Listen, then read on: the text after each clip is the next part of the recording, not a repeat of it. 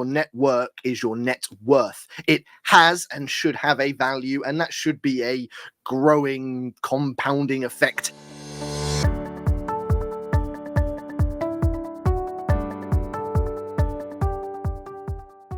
Hello everyone, welcome to Adventures in Networking. So you attend networking meetings, you connect on LinkedIn, you do content, but do they actually connect to anything meaningful, aka a sale? Well, that's the question that we are going to be discussing today with our super special star guest. That's a bit too much hyperbole. Super special star guest, but he is Daniel Disney, aka the king of social selling. Kelly. Yeah, so Dan, before get my teeth in now, James, it's rubbing off on me. Daniel is the best-selling author of several best-selling books, including this one, The £1 Million LinkedIn Message. He is the founder and CEO of The Daily Sales, which has over 1 million followers. I mean, that just blows my mind. A keynote speaker, and he is basically a LinkedIn sales superstar, as you've already said, James. We're very pleased to have him on the show today. See, look, I over-prepare, and then what happens? You fumble the intro. I fumble it anyway. Yeah, there we go. It's fine. It's fine. Before we bring Daniel on, we need to thank our sponsors, Pipedrive, because they've put this together. They've supported the show. They've connected us with Daniel. He wouldn't be here if it wasn't for Pipedrive. So if you don't know Pipedrive, sales first customer relationship management software designed for small businesses, exactly plugs this gap between connecting activity, doing stuff, which there's a lot of this going on at the moment. We're doing a lot of attention stuff, but we actually taking that attention, doing anything with it, i.e. leading to something meaningful such as a sale. So Pipedrive, fantastic for that. Thanks to our partnership, you can get a 30-day trial plus 20% off of their monthly plans for up to a year. We've got an exclusive link. We'll put it in the comments. It's all over all of these channels. We're going live everywhere. BBC One, I think we're live on at the moment. That might not Maybe be true, not, but let's bring Daniel on without further ado, because that's who you're here to see. So good afternoon, Daniel. Hello, how are you? I am good, James and Kelly. Thank you so much for having me, and what a lovely introduction as well. And I can't believe you've got a copy of, that was my first book, The £1 Million LinkedIn Message, so it's quite nice to see it. Definitely. You've come a long way since then, I'm sure, Daniel. We'll find out about that. A lot has happened. Well, let's jump straight to it, Daniel. So this notion of social selling, what is it? How did you discover it? Mm-hmm. I mean, it's not something that I just put on a t-shirt for no reason, but I come from a sales background. So I've worked in corporate sales for 16, 17 years now, and only sales. So I'm sales through and through. And about 10 years ago, LinkedIn kind of came onto the scene as this sort of corporate social media network where you could, connect with some of your customers. People were sharing content, and very quickly I saw the opportunities that existed on it and kind of just dove straight in. And what it kind of showed me was this evolution of sales, sort of a new tool that, alongside making calls and going to in-person networking events and all those things, you had this social site that wasn't like Facebook and Twitter, which obviously it was back then, Instagram. It was a work one. People were having work conversations, sharing work stories. Your customers were there, colleagues were there, and you were able to build your professional brand, share value, and have conversations with them. And it was just this sort of online networking space that opened so many doors because you weren't restricted to your sort of local areas. You were suddenly able to interact with people either all over the UK or internationally. And so I just instantly saw the opportunities, and that's where social selling was born. It was social media that you could use to sell if you did it the right way, obviously. I'm sure there were quite a few, but were there any particular sort of eureka moments where you thought, hang on, because, you make a very good point about a lot of this stuff is still very new. We forget that, we come from an era where for years it was telephone, letters, print magazines, in-person networking. Then suddenly it all digitized and we've suddenly got a million other options. So I think we have to let ourselves off the hook a little bit, Daniel, don't we? If we're learning this stuff as we go along, it's because we are. There isn't a defined way to do it. But were there any particular eureka moments for you where you were like, hang on, people are maybe not doing this bit, and that's why maybe they're not getting a lot of outcome from it? Anything spring to mind? Yes, there were kind of two eureka moments. The first one was realizing that people have different preferences. So the same as I do, the same as you will, James and Kelly. You know, some people prefer to just pick up the phone and call, and that's fine. There's no sort of right or wrong with this. Some people prefer to email, and what I found quite quickly was that some people actually preferred to interact on LinkedIn. There were some customers that I couldn't get through to on the phone that weren't replying to my emails, but as soon as I pinged them a LinkedIn message, I was talking to them.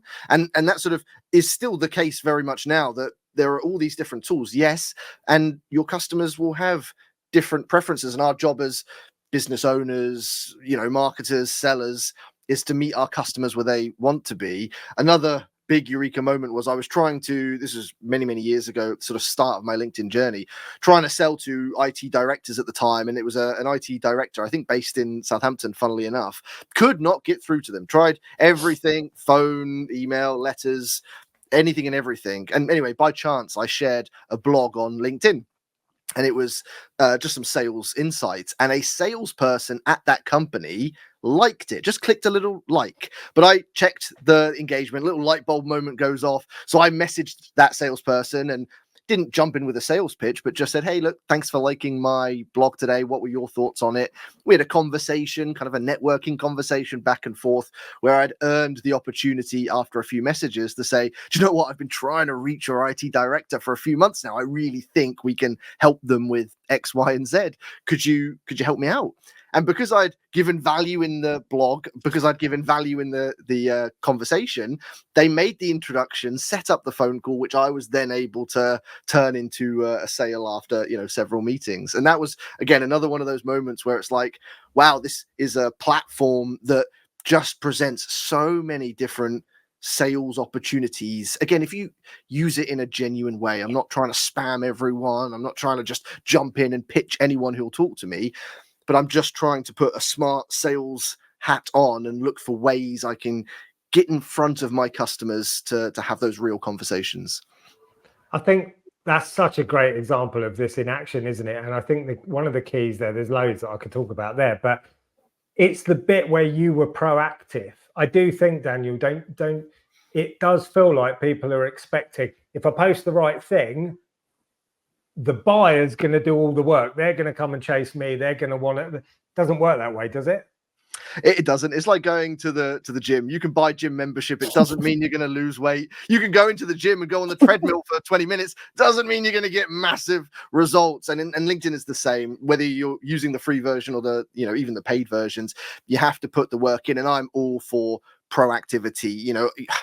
But I don't have that sort of in me to not be proactive. Like I refer to it as like my fire burning in. Like I'm a very passionate salesperson, but in an ethical, professional way. I would never sell something to someone who didn't need it. But I'm very driven to find the people I can help. I really want to help as many people as I can. So LinkedIn, like any tool, it's another proactive opportunity if you have that fire burning in. But if you don't, and you just want to sit back and you're going to post something and hope that everything comes in, it's going to be tough. Just like the phone will be tough, just like if you go to a networking event, stand in the corner of the room and don't talk to anyone, you're probably not going to generate a lot of business from it. But we see this at like big conferences. Companies pay tens of thousands for like exhibition stands. They send their sales team on there. The sales team stay on the stand. They don't move. They don't talk to anyone. And then at the end of it, they complain that they didn't get any customers. And yet you see the best ones are the ones that are out of the stand. They're talking to anyone that walks past. They're interacting. And that proactivity is not just exclusive to LinkedIn or social selling. It's every aspect of it. And again, it comes down to having that fire of, I want to find as many people I can help as possible. Kelly's going to ask you specifically about connections of connections, because that's one of them things that's equally relevant to networking events as opposed to LinkedIn. But do you think that example, do you think a lot of people are leaving opportunities like that on the table untapped, Daniel? There's those little connections of someone that I'd love to speak to them. We're just maybe not paying enough attention to. We look at the likes, but we don't necessarily look at who's left that like. Am I actually even connected with them? There's probably tons of opportunities on a daily basis, isn't there, that people are leaving behind? So many, and it's one of my biggest fears, James, is leaving opportunities on the table. And obviously it's, not saying it's possible to always be 100% on it, but like as another example, you're right, the likes is a prime example. Another example is profile views. You will have your customers and prospects viewing your LinkedIn profile, which you can see even on the free version of LinkedIn. You can see the most recent 5 to 6 people that have viewed your profile. Sometimes some of them are going to be your customers, and that fact that they viewed your profile is the perfect conversation starter. So for example, if you viewed my profile, James, I could message you saying, hey James, thank you for viewing my profile today. I'd love to know how you're using LinkedIn at the moment. And again, I've got so many examples of customers I created by doing that. But it's that proactive looking for opportunities to start genuine conversations, and they are everywhere, and there will be lots of people that are missing out on them. But let's not dwell on the negative. Look at it as an opportunity. If you missed out on them in the past, that's done. Let's draw a line in the sand, and let's now look at how we can capitalize on the opportunity. Fantastic. Kelly? Well, yeah, I was just thinking that. I was thinking drawing a line under the sand, because I probably fall into that space of I get connected to a lot of people, and with the best will in the world, it's hard to juggle a lot of introductions, a lot of communications. But I do think you're right, Dan. I think it comes to a point where you go, right, I've got to just forget what I've missed and let me move on and continue in a better way. So I think people will be really pleased to hear that. So you talk about the importance of continually expanding your network by adding relevant people. And I think the key there is the relevant people bit. Can you talk about why that is important, and how can we ensure that those connections are with relevant people that are interested in what we do? It's a good question. And one of my favorite phrases in the world of social selling is your network is your net worth. It has and should have a value, and that should be a growing, compounding effect, value as you seek to grow it. But here's one of the lovely ways I like to look at it, because LinkedIn used to have this on the dashboard. As soon as you logged in 10 years ago or so, LinkedIn would tell you, Kelly, you've got 5,000 connections. Your total potential reach is 156,272. And it would be the sort of total size of all the connections that your connections have. So as an example, Kelly, if you were to like or comment on one of my posts, your audience sees that. So it's not just you that I connect with, it's your audience as well. And obviously that then your audience's audience, and so on and so forth. So there's this huge potential reach, and that's why growing your network so valuable, because when you add one person, it's not just one person. And that's also an important point when we talk about the quality. I know you mentioned it's obviously good to connect with relevant people, and I'm never going to suggest connect with everyone and anyone, but do open your eyes to think that, okay, James has sent me a connection request. Maybe he doesn't look or qualify to my usual customer, but that doesn't mean he's not a valuable connection to have. It doesn't mean I shouldn't talk to him, because James may know lots of people that might become customers. James might have a network full of customers. So relevancy is important, but don't let it hold you back from potential conversations. Same again to thinking about, in-person networking events. If you see someone and you make an assumption, they don't look like they're going to be interested, well, you're definitely not going to get any business then from them or people that they know. So I always try and encourage sort of open your eyes maybe a little bit wider. But the biggest tip I'll give is make it a consistent, proactive effort. Again, don't sit and wait for people to connect with you. Go out and add connections. And I would make it a daily activity, even if it is 3 to 5 people a day. It builds up. I didn't wake up with the followers that I have now. It was constant, consistent daily efforts that kind of lead to that over time. So just open your eyes, but be, again, proactive. And you do make a good point there. I'm just looking at the comments, and we'll come to some of these questions in a minute, but I'm looking at Kelly and Kimberly, both based in the US, both members of our community, both coming along here today because they support us, they're part of the community, and they're getting to see you as well. Maybe the first time they've seen you, may not. Maybe, they've seen you multiple times. But again, it's that knock-on effect, isn't it, of you coming into somebody else's network and then it going out from there and expanding. So absolutely, let's keep our eyes open to that stuff. We've talked about networking a little bit here, and Omni is obviously a purely online network. Hence, we've got our US members here and lots of people from all over the space. How would you use icebreaker connections from networking events to help expand your LinkedIn network, Daniel?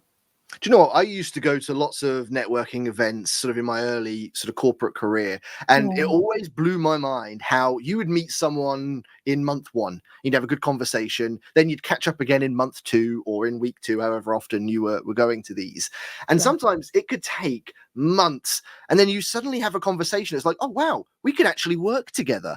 And it can take so many different touch points before an opportunity to work with someone directly, or where they say, oh, do you know what? Actually, I know someone who might be interested in what you do.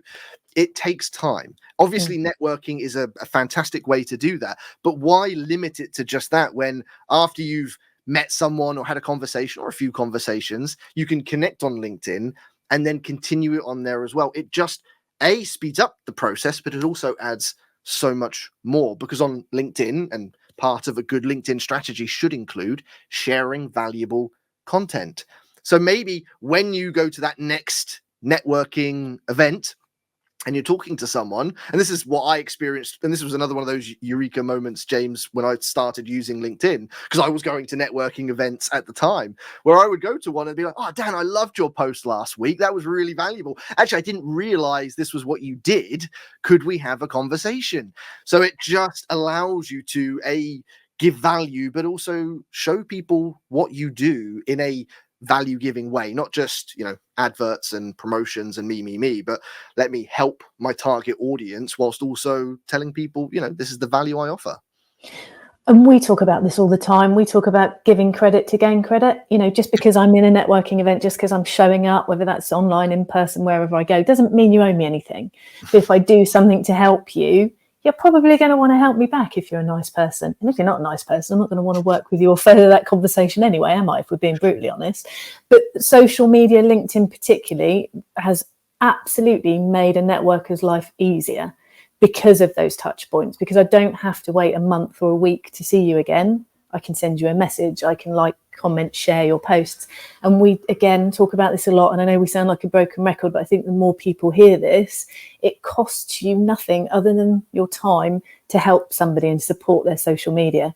But you just don't know where that will go. Like you've said before, Daniel, getting a £1 million sales from a post and tracking it back to that space. It's hard to track it back sometimes, but never underestimate the power of opening up your network to other people. I think that's really relevant. Yeah. Back to you, James. Oh, is that back to me? That's back to you, yeah. Good stuff. That point about, this is why we love online networking, Daniel, because for us, we found that in-person networking, most of the networking took place in the room. So it was the one-to-one before, one-to-one after, the bits where you got the coffee and you had the little chat. If you use social media like LinkedIn, and I'll be interested with your view, like a networking platform, it's like I wouldn't want to say 24/7 because we're not going to be awake, but you get the idea. You can use it to stitch together the relationship build, can't you? As opposed to using it as a broadcast platform. What's your view on that?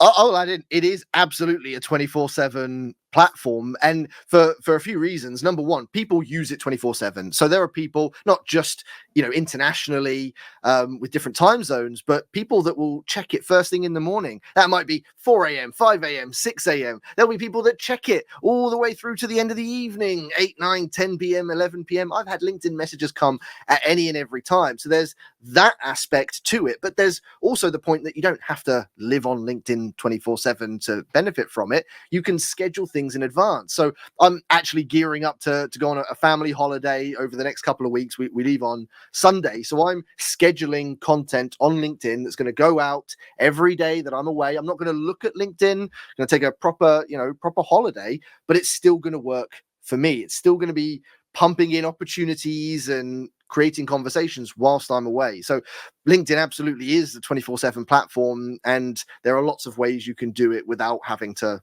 be logged in 24/7. Of that.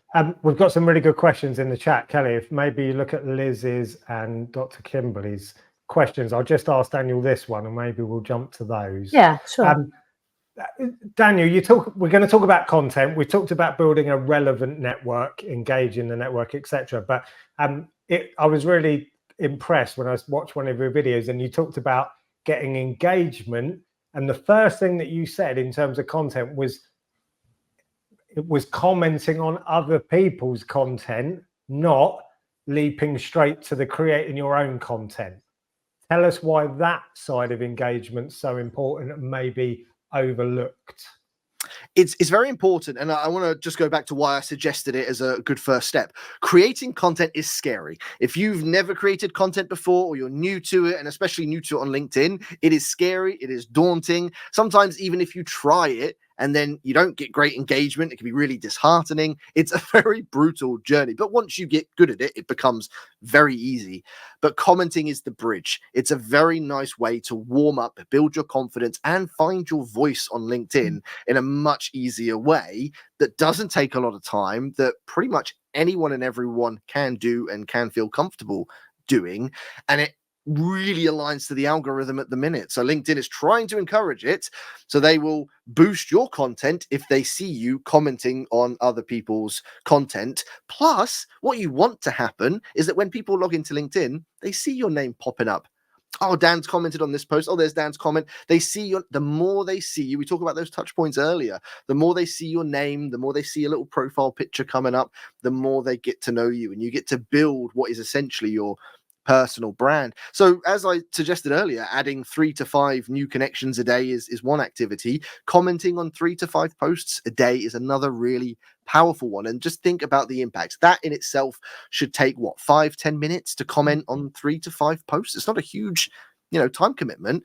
But when you're doing that on a daily or at least multiple times a week, you're active. That's networking. That's coming in and talking to people every time you're in. You're just doing it on LinkedIn. More people see you, you reach more people, and that's how you start to build that momentum. And in doing so, your confidence builds as you start to find your voice. So then when you're ready to take the next step and start creating your own content, you're in a much better position to do so. Love that. Great answers. Kelly, if we flash, well, I'll do it actually because I'm on it. This is a good question. Simon's kind of said a similar thing as well. So this, Daniel, is about who you're connected with. We've talked about this in the network before. So if you come from an industry that you're no longer in, are you connected with people that don't actually care about the content that you're now outputting? Similar kind of idea here from Simon. So what's your thoughts on this? Is about constructing your LinkedIn network with a bit of intention, isn't it? Rather than just going, I'll connect with everyone. What's your thoughts on that? So there is a limit on LinkedIn. You can have a maximum of 30,000 connections. So it takes a while to get to that point. So in terms of deleting lots of people, you don't really need to consider it until you hit your limit. If you're in a position right now where, like Simon's example is, if you've got a disproportionate amount that are from a previous role, a previous industry, or that do exactly the same as you, and so obviously aren't going to buy from you, I would focus more on adding the right people than sort of getting rid of the not right people, because removing people is almost more labor intensive than adding people. So I would first prioritize, right, every day I'm going to set aside 5, 10, 15 minutes, and I'm going to add 5, 10, 20 new people every day that are the right people. And the way to find, there's so many searches you can do for free on LinkedIn by typing and filtering via industry, location, geography. There's lots of keywords you can put in to find the right people. And if you start proactively adding those people, LinkedIn will also start suggesting similar people. So when you go in there, it will start to fill in and make it a lot easier to add the right people. Then if and when you ever get close to or reach that limit, I have to do this now on a monthly basis. You might need to cull and delete the people that aren't relevant, but future problem. Can I just ask you on that point though? Sorry, James, just to jump in quickly. Thinking about, the connections of the connections, surely if you've got people stalking you, as I think people like the Simon and Kimberly are saying here, they're in your industry, they're looking at what you're doing and they're keeping tabs on you. Surely you're then opening yourself up to their network if they do interact with you, or if they're looking at you anyway, because LinkedIn doesn't necessarily know they're in the same space as you. LinkedIn's just seeing this as an opportunity, aren't they? So surely there's an opportunity there for you to sort of encroach onto their network and into their space, which probably are your ideal audience at that point. do you know what? There's good and bad with that. And so there is a chance, if they are a competitor, for example, that if you start posting stuff and you talk about your customers or your customers interacting your content, it becomes very visible to them. And there is a chance that they're going to approach them. Now, my mentality in this is not to hide from that, but to embrace it. So, focus on having strong relationships with your customers, so it doesn't matter, because your competition are going to approach them regardless. So I'm always of that type of mindset. But on the flip side, if you are that, if you've got that hunter instinct in you, you can do the same to them. And so you can look at them and who they're connected with and who they're interacting with, and maybe you, the person that has those, all is fair in love and war, and I think the same is for business and sales. But again, it's just being aware of it, and I guess in embracing it. So yeah, absolutely, there are going to be some benefits. And like I said, don't focus on getting rid of those people. Instead, just start to focus on growing your network with more of the higher quality people. But you're right, Kelly, one person isn't one person, and they might be a competitor. Doesn't mean that they might not, they might have customers that are unhappy with them, but they see you through them. And so there's always potential doors that you just, sometimes don't realize exist. Being open-minded, I think, is the point. A lot of that's how you position it, isn't it? We've always taken the view, Daniel, at networking, I can learn as much from my competitors about what they're offering, what gaps in the market I can maybe fill. We have a saying within Only, collaboration over competition. It's why we don't do the category lockout that other networks do. Not to say one's right or wrong. We just believe if you're a VA, speak to other VAs, because the chances are you don't offer the same services. You've got different preferences, specialisms. So I get that you're perhaps not going to get the engagement, but if you went and engaged their stuff, maybe they'll engage back, and you'll actually find there's more opportunities by just talking to one another. Because I think you've got to be careful, Daniel, haven't you, that you don't try and curate a LinkedIn network that is just prospects, because that's like going to networking with the view that I don't really want to talk to you because you're not a prospect. You have to be careful, don't you? Again, to Kelly's point, have an open mind. That's the way I've always approached it, not just LinkedIn, but every aspect of business and networking. I mean, I did a podcast last week with my biggest competitor, and what I found was we got on really well. And there will be people in his audience that actually want to buy from me, people in mine that want to buy from him. And so I'm definitely with you on it's better to work with people than against them, because it just gets you more exposure. But I guess it's always worth just being aware that obviously there are some of these chances, and so keep an eye on it, because if you see that some of your competitors are talking to your customers, then maybe you want to just keep an eye on that situation. I think if I had one of my competitors constantly approaching my customers, maybe I'd be more inclined to cut that road off and keep focused on the more positive ones, or have a conversation with them. I always just like to keep things, transparent, on the table, and as positive as possible. Love that. Go on, Kelly, talk about content.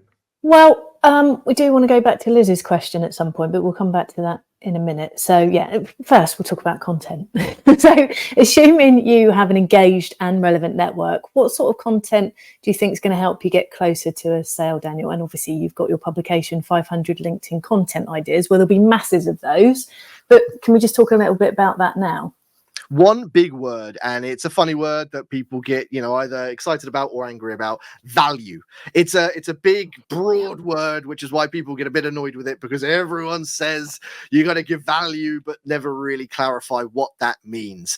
Yeah. Here is most people and companies that use LinkedIn, they use it and see it as almost like an advertisement platform. So when they share content, it's here's our product, here's our promotion, it's all me, which isn't what works. So the real simple definition of value is the opposite of that. Instead of asking for something, you're giving something. You're not asking for someone to buy from you or to read your stuff or watch your stuff. It's giving something wholeheartedly. So as an example, let's say I sell to financial advisors.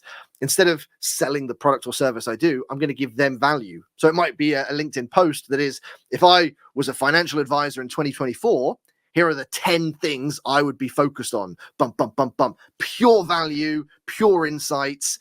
that's what you want to focus your content on. And what happens is when you give, as we talked about earlier, you encourage more people to come back. They want to connect with you and follow you because you're giving so much value. And if and when the time comes that they might be interested, you become someone they consider. And the strategy has to be give as much value as possible and then sprinkle on top, letting people know what you do. So, I usually use the 80-20 split. So 80% of your content is value giving. You don't ask for anything. And then 20% can become promotional.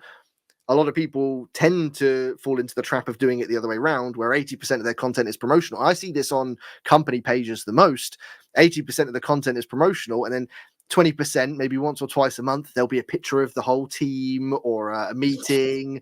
And that gets the most engagement because people are like, oh, wow, I get to see the real people. And you need to kind of flip it the other way around. So give way more. And then when you do promote or talk about yourself, you're going to get a lot more engagement and conversion from it because you've given so much value up front. Yeah, and people have seen that content and they trust you, and you're walking the walk. I think for people that are a bit wary of that, and I talk to this to some of the members sometimes, yeah, but I've got to give all of that stuff that I've spent years learning and crafting, I've got to give that away. I don't think there's many of us out there that've got many secrets. If we really want to find out the answers to this stuff, we can Google it. So be the person that's happy to share that information. Show that you're an authority in your space and that you're professional and that you're willing to share that stuff for the benefit of others. Because you're right, Daniel, I'll then come back to you when the time is right. So on that vein then, so thinking about, the 80-20 rule and I like that, sprinkling the sales bit on the top. Can we have a chat about personalizing your LinkedIn messages so that you can stand out when you're connecting and you're not being vanilla and, your energy is amazing, right? And that comes out in your posts as well. And I think people sometimes can be a little bit too afraid of showing their true self. So how can we do this without sounding sort of over familiar or intrusive? It's a good point. And so I'm all for personalization, doing research before you talk to someone. Obviously, with networking, you do just go up to people and you talk, and you can absolutely do that on LinkedIn, but you have to do it with that sort of genuine intent. The, again, common trap people fall into in both networking and on LinkedIn is they're just looking to sell something. So every conversation is very clearly that's what the motive is. What you want to do is just strip that back and just have human to human conversations. Just talk to people. So if you go up to if you're in a networking event, physical or virtual, you're going to look for ways to start a conversation, and LinkedIn is the same. So it could be, Kelly, thanks for liking my post today, or James, I liked your post today, or thank you for viewing my profile. Little things, no different to any other conversation starter you'd have. And then you just talk and you ask questions. What research does when you use it right is gives you prompts or ideas to navigate. So as an example, James, when we were just about to go live, mentioned liking Formula One. So I can pick up on that and use that in conversations. I could see I could see stuff in the background behind him that kind of gives away some of those clues. Just like in corporate sales, when you used to go into people's offices, that's what salespeople would do. They would be looking what books are on the shelf, what pictures are there. They got a family, they got kids, So LinkedIn is kind of that. You're looking at their profile. You're looking at where did they work before. You're looking at the content they're sharing, what's in their summary section, looking for things that might prompt a conversation. Oh, Kelly, we actually live quite close together, or we both went to the same school, or, there are things that you can use that don't sound overly intrusive, where that line can be crossed. And it's where we use all different social networks. So when you start to use Facebook and Instagram, where people might share more personal stuff, you might not want to jump in with that on a first conversation. And I will sometimes share personal stuff on LinkedIn as well, but you might want to not jump in with a conversation. Oh, it looked like you had fun with your kids at the weekend, as like a first conversation touch point. Yeah. That's going to be a bit creepy. So, there is a line there, which I'm hoping that most people here would understand how to sort of gauge. But again, if you've got genuine intent that you either just want to talk to people, you just want to network, build relationships, if you are authentic, it pretty much works 9 out of 10 times.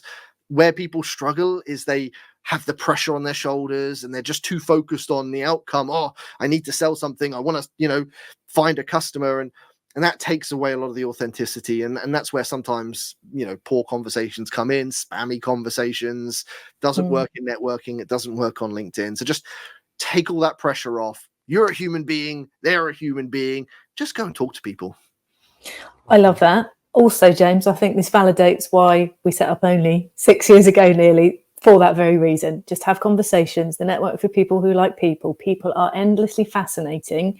Find out about them, because we're small fish in a big pond a lot of the time, and what makes us different is us. And then one other burning question I've got before I pass back to James: where are you going on holiday? That's all I can think about. That's too familiar. Have you not learned anything? I feel like we've been here long enough to ask that. It's all right. It's all right. And everyone, I'm going to post about it. So on Sunday we fly, and I always do a picture either at the airport or when we're all sat in our seats. But we're going to Crete in Greece this year.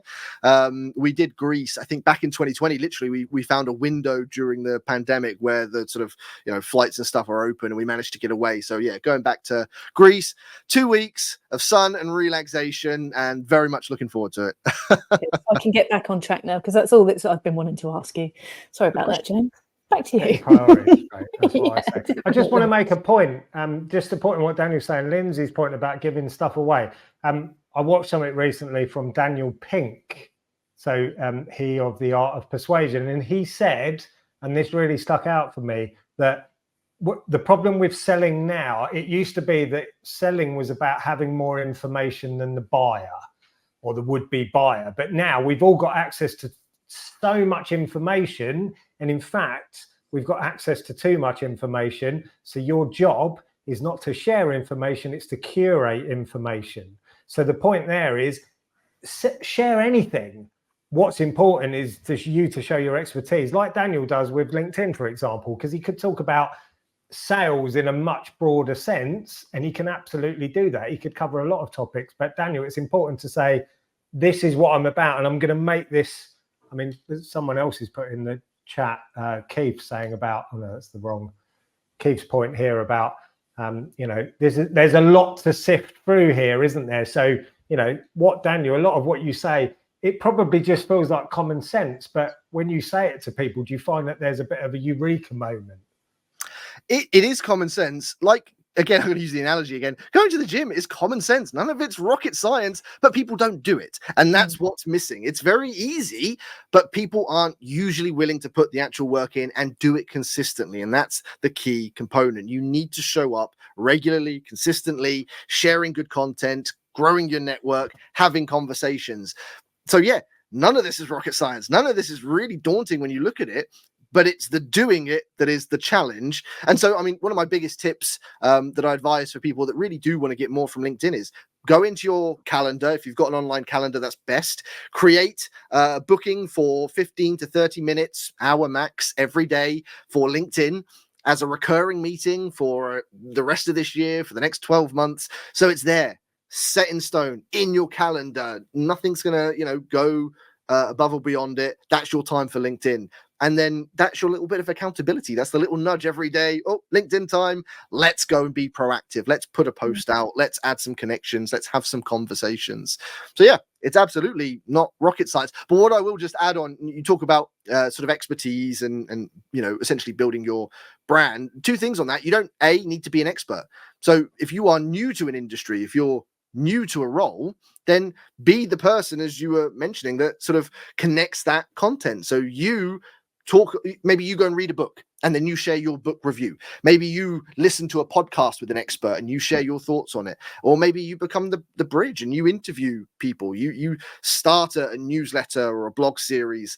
So you don't have to always be the expert to provide valuable content to your audience. And the last one I'll give on this one, which is where you can start to niche down on a subject. That for me was a huge game changer in my journey. I started off talking about sales in general, then started focusing on LinkedIn and social selling. And it was sort of the moment that I really focused in on that, put on the t-shirt that had social selling on, that just took my brand and made it unique, that people, oh, it's the guy in the red t-shirt. You know, you become more memorable. So any things you can do, again, it could be a background you always have in your photos. It could be something that makes you stand out from other people. That's where you'll take your brand to that next level. And it's a journey. Don't expect to just, you know, wake up and do it straight away. But look at, as you start to find your voice and build your brand, look at things that might make you stand out a little more, because that's where it will then elevate massively. Fantastic. Before we cut, we're going to talk about Pipedrive in a minute because it would be remiss of us, and it is a really good connection. But just this thing on sales, Daniel. I mean, we've talked about the conditions to get to a point where you can have a sales conversation. A lot of people are still quite bashful about it. They perhaps don't want to be pushy. They also then, I think, miss opportunities. I mean, we had someone at networking the other day, and I said to them, I'm looking for this thing, and I'm not going to give too much away because I don't want to sort of embarrass the person. But it was basically me saying, I'd like this thing. Can you provide it? And they said, oh, yeah, I sort of can. And then they said, oh, maybe can you just drop me an email with what you want? And I just remember thinking, like, how hard do you want me to work to become a customer of yours? But what's your tip, Daniel, on overcoming this thought of, I don't want to ask for a sale because I don't want to come across as pushy? It's mindset, heavily mindset based. And there are lots of podcasts and books that you can read that will really help with that. But there's a few key components. You need to believe in what you do and be confident in what you do. So if you are feeling a bit sheepish or nervous, go and look back at your testimonials, your recommendations, maybe go and talk to some of your happy existing customers and just find out and look at the impact you've made on people, because that's a huge confidence booster. When you look and you think, do you know what, I helped that person do that. Our product or service helped these people achieve that. You know, really, and you can do that every day. Do it anytime. Do it before you go to a networking event. Do it before you come onto LinkedIn. Just that confidence boost of, do you know what, I can deliver value. That's the sort of confidence you want to go into it, and then take away this sort of thought of you're there to sell. Because that's, again, another overbearing pressure on your shoulders that you're there to sell. You don't have to go and sell, but you want to help people. And if you find people that your product or service can help, great. If it's not the right fit, then help them find the right fit, and they might help you find the right customer. Just have pure, true intentions. Sales is a bit of a dirty word, and some people take it in a really negative way, where it's like, I just want to sell to anyone or everyone. Or on the flip side, you expect people to come to you.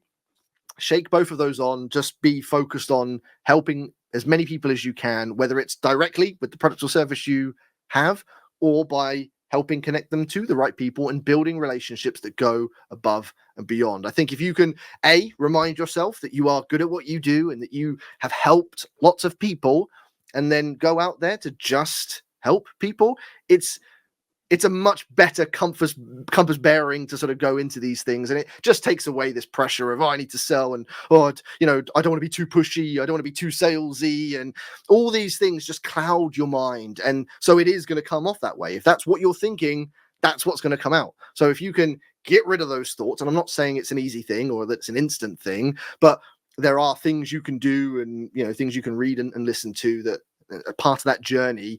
Declutter your brain and just refresh it, focus it, go out there and just remember those good things. I like to think I'm very much driven to help people. It's a pure intention. I could never sell something to someone who doesn't need it. And so that guidance makes me feel pretty comfortable in most conversations, because I know either I'm going to be able to help them, it's a win, or if I can't help them, I want to find someone who can help them. It's a win-win. And that's what sales should be. It's a win-win scenario. You win by getting the business, they win by getting your solution. It's a good thing. That's a great way of looking at it. Kelly, over to you, and then we're going to come around to some of these comments because we've got some good stuff here. Yeah, definitely. I think, Daniel, just to come back to that point, this has been really important to us, remembering what your core is and remembering what your culture is. And James, you always say this, when you look back at that helps you make those decisions as well, by just staying in your lane and staying true to what you believe in. So I love that. Thank you, Daniel. So we've got to talk about Pipedrive, haven't we? That would be remiss of us not to do that. So why, Daniel, do you think it is important to have a CRM system like Pipedrive for tracking your sales pipeline? CRMs are so important, and for tracking everything you do. Like, I used to work in, and I still do work in, where there's like paper cluttered all over my desk, and I've got a million different apps and platforms and folders and all these wonderful things. But when you start actually using things like Pipedrive, like a good CRM, where you're able to monitor all your customers, it helps you become more effective, more efficient, and more importantly, deliver a better service to your customers. Because we are all human, and I'll put my hands up and say memory is not my strongest point. So I have to store all this information, whether it's contact details, whether it's details of all the conversations we've had, whether it's insights I have in them, and things that can help me deliver a better service. For example, customer mentioned it's their birthday on this day. Customer mentioned moving house, going on holiday. Dan mentioned going to Crete. Don't forget to send a little note to say, have a great holiday. Silly things. But when you use platforms like Pipedrive, it becomes so easy to record this, plus measure everything you're doing so you can see what's working, what's not working. Now, I've worked in corporate sales my entire working career, and I've used every big name CRM out there. I'm not going to name them, but most people would know them. I can hand on heart say Pipedrive, in my opinion, is the best CRM out there. I've been using it for about 5 years now, and it's phenomenal. Like, it is absolutely packed with everything you need. It's so easy to use. It's so easy to customize, and not just as a CRM, but even with integrating LinkedIn and social selling. It's amazing. I've got a video that's scheduled to go out while I'm away on holiday, where I share how I use Pipedrive to measure social selling, and I create fields in Pipedrive so I can track, did this opportunity come from a piece of content? Did it come from a message I sent? Did it come from a message I received? All these things, so easy to customize, and then I can track and see what is working well, what is not working well. So I'm a huge advocate for Pipedrive as the CRM to choose. And obviously what they've offered for your members with a 30-day free trial is incredible. A whole month to try it, and then 20% for your first year if you like it. It's a no-brainer in my eyes. But in terms of why you should be using it, it just helps you be the better person you can be and the better business you can be. Yeah, for sure. And I think if you're a people pleaser, I definitely fall into this space. I think you're probably quite similar, Daniel. Keep saying, yep, I'll connect you, I'll do this. Yep, oh, I must remember that. And you just reminded me, I've got a client whose wedding's coming up. All of those things that are on bits of paper, all of that other things that sit up here and wake you up at 3 o'clock in the morning, get them into the CRM, because you can become somebody who overpromises and underdelivers, because you naturally will forget all of that stuff if you're not being reminded through the system. So that's great. We touched on this earlier, didn't we? With Pipedrive, just very quickly, just because it's another one that's going to help with LinkedIn. So there are a couple of tools on the marketplace. I'm using one called Seamless, but there are a couple of other ones available that you can connect with LinkedIn and Pipedrive, where, let's say I went on your profile, Kelly, and I thought, yep, you look like a potential customer. With a single click of a button, I can transfer all your details directly to Pipedrive instantly. So it's things like that save you time, and again allow you to be a lot more effective and efficient. And again, Pipedrive has lots of these little things that just speed up the process. So it's all these little things that makes Pipedrive good, but again, if we're using LinkedIn, just helps us get more out of it. For sure. And a good reminder. Sorry, James, I've jumped in over there. A good reminder to us, we're using LinkedIn, that we've got our profiles up to date. Because quite often I see the wrong details, so there's a little thing to make sure we're on top of. Sorry, James, I will be quiet. No, it's a good point. The data entry part is one of the things that puts people off of having a CRM, because they think I'm going to have to spend days updating data. But like Dan, as you're saying, there's a direct link. That makes a lot of sense. And I think this bit's so important, because we talk quite a lot at networking about how much work gets left on the table, because people they'll often go, oh yeah, I remember a couple of months ago, someone said they were interested in that thing. And then because I went straight out after the meeting, or I didn't do the follow-up, it's lost. Yeah. I wonder how much of that is going on in the networking and the LinkedIn world. Lost opportunities that goes where? To a competitor, just gets forgotten. And that's the point of this. It's the visibility, Dan, isn't it? That's important. That, we've got all these things nagging us, notifications and emails and phones, and what's telling us, are you on top of your sales? Are you doing that follow-up activity? Which is bonkers, isn't it? Because that's where the money is. We all need it. Like, we just need to accept that we're all human beings. This isn't necessarily a bad judgment. It's just a reality that there's only so much we can do, think about, remember. And so we need to use tools like this, because I promise you, the people that don't embrace technology, and especially things like AI, which again, Pipedrive's just integrated in, it's amazing. If we don't embrace these things, we will get left behind by the people that do, and get to do things a lot better than us. So it's scary, just like using LinkedIn is scary. Using a new CRM, using a new tool, learning it, practicing it, it is a scary, daunting process. But either you're going to use that as an excuse not to do it, or you're going to embrace that opportunity, work through the toughness, and be the person that then benefits on the other side. Yeah. Fantastic. Right, we've only got 10 minutes left, so what we're going to do, we're going to go back through some of these questions. So if you've got any final questions for Daniel, please do throw them in the chat. We'll try and get to them. Daniel, just what resources have you got available to our viewers, listeners? Where can we go to next if we want to get more of your insight, please? Well, I try to practice what I preach in that most of my content is aimed to be as valuable as possible. So honestly, if you go to my LinkedIn profile, you will find just a ton of, 10 years worth of content and resources on there. I post every day, and there's always hopefully a ton of value in there. I have a podcast, the Social Selling Podcast. Again, you'll find the links and directions to all of my resources. So I have a podcast. We're now up to 2 episodes a week where I interview people and do solo episodes, again, all focused on tons of value. So there is a ton of free stuff on LinkedIn, the podcast, on my website, plenty for people to dig their teeth into. Get into Daniel's world, that's what I say. Someone's got to ask him why he's got a Power Rangers helmet behind. I'm not going to ask him. Just dangle that one. I've got the idol out of Raiders of the Lost Ark as well, which is no one's ever asked me about. But I didn't even notice that. It's kind of hidden in the corner. That's really cool, though. I do like and that. And LeBron James is up there. Do you like basketball? Because there's a couple of posts where you've quoted NBA players. I love basketball, yeah. We're going to have another conversation. Not now, because we'll be here another hour, honestly. I even annoy American people when I speak to them because they're like, you do know a lot about NBA basketball. Yes, I do. I just very quickly, I managed to go to New York on a business trip earlier this year, and I got to watch a basketball game in Madison Square Gardens, and it was just one of the most incredible moments. So anyway, that's enough nerding out about basketball. Jalen Brunson doing his thing. Come on. That's good times. Lillian's made a point about struggling what to say. I think we've got to read between the lines a little bit here, but let's try and help Lillian. I think she's talking about the bit she struggles with on LinkedIn is what to post. Do we circle back to if you're not sure what to post, go back to engaging other people's content first? Focus on commenting. I would also add start consuming more content. So put some time, 5-10 minutes a day, where you just scroll through and you read and you watch and you consume, because that will give you inspiration. But that was the biggest reason that the book I posted this year, my 4th book, is, as you said, Kelly, earlier, 500 LinkedIn content ideas, because that is where most people struggle. What to post is probably the biggest thing that holds people back. So that's why I wrote a whole book full of ideas to help. But definitely start with first commenting and just consuming more, and then just jot ideas down, whether it's post-it notes, whether it's on a pad of paper. Just start to draft ideas, and then again, confidence builds, and before you know it, you see there's content opportunities everywhere. But just look at it as a journey and take it step by step.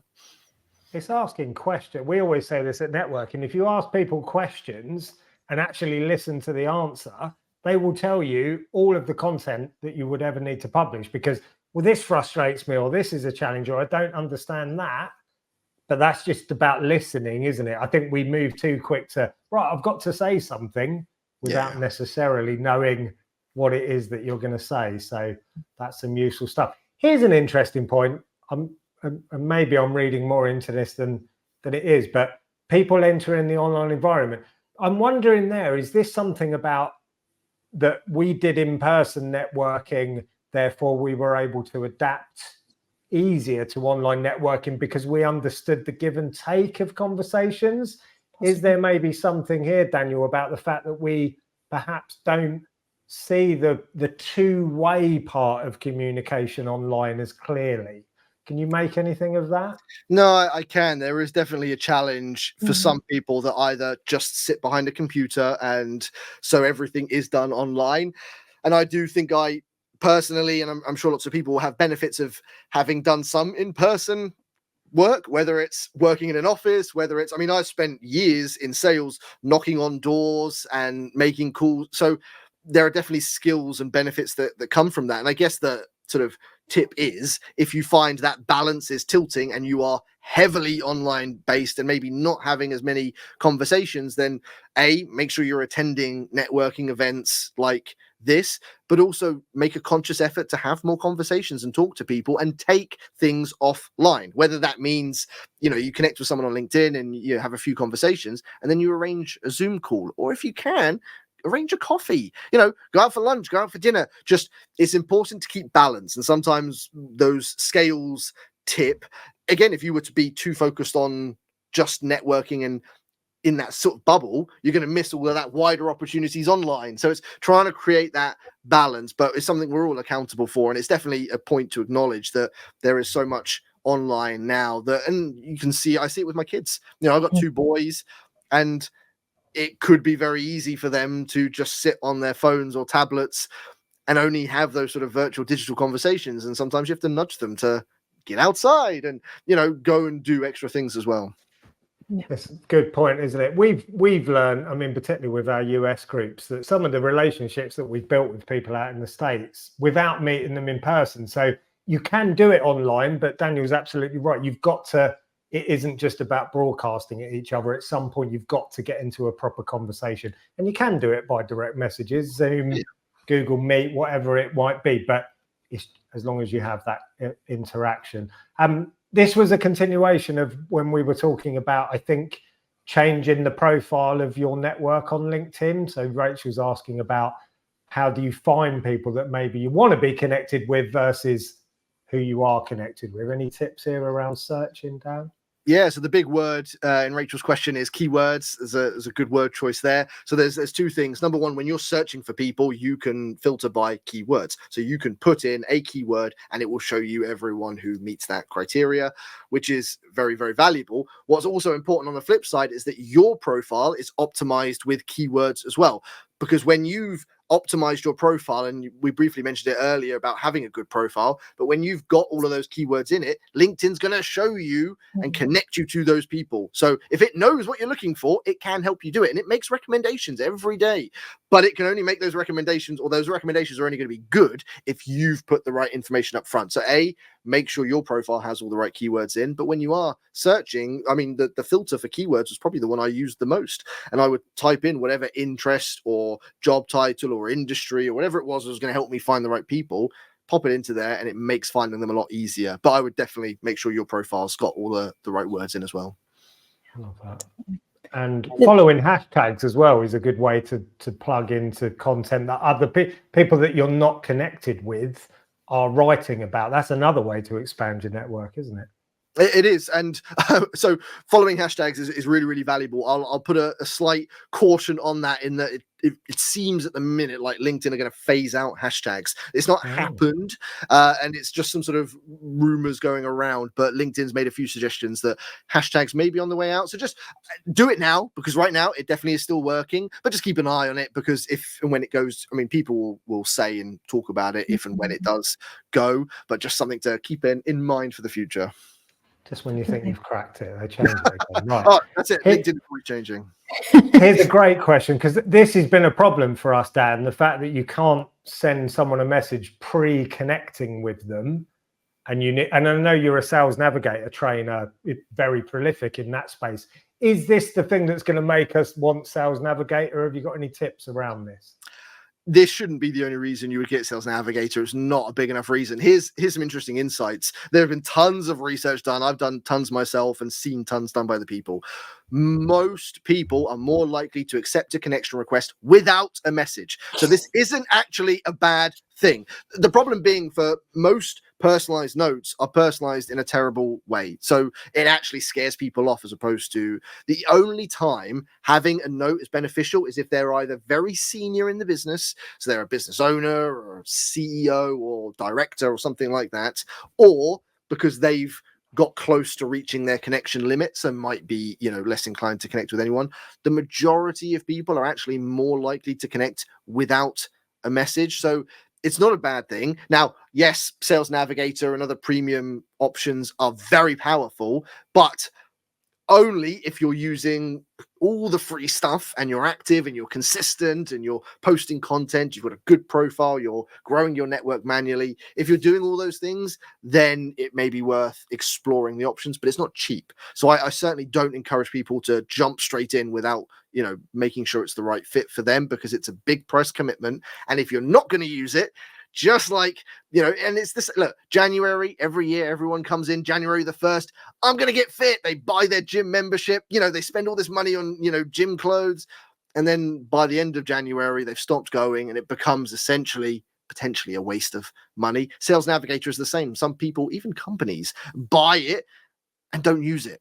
So if it's very powerful if you use it, but you have to be committed. So I would say step one, commit and start using LinkedIn for all its potential. And then if you've got that consistent rhythm going, then it's that good next level. But again, just be cautious. Don't want anyone to waste their money.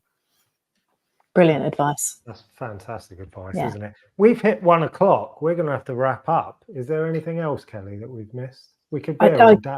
I was going to say I could continue forevermore, but no, this has been fantastic. Thank you, Daniel. Yeah, definitely. Well, let's wrap up there. Thank you, everyone, for your comments. Thank you, Daniel. Most importantly, thank you, Pipedrive, for supporting us. Do take a look. Do use the code, as Dan's given a great endorsement of it there. You do probably need a CRM system at some point and use it to link networking, LinkedIn, all this stuff.